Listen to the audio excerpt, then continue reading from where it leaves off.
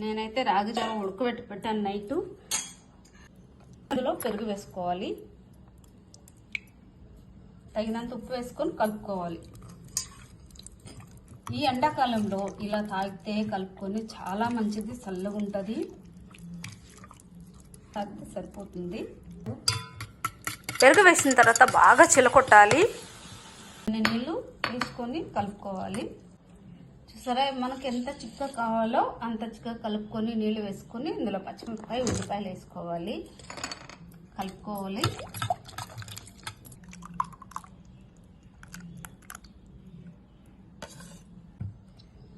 చూడు ఎలా ఉందో. బాగుందమ్మా. ఇది తాగినా గానీ కడుపులో చల్లగా ఉంటదమ్మా. ఈ టీ తాగే బదులు ఇది తాగిందే గొప్పతనం అమ్మా. రాగి జావా నాకు ఒక గ్లాసు, మా పని అమ్మాయికి ఒక గ్లాసు. మంచిగా చల్లగా ఉంది.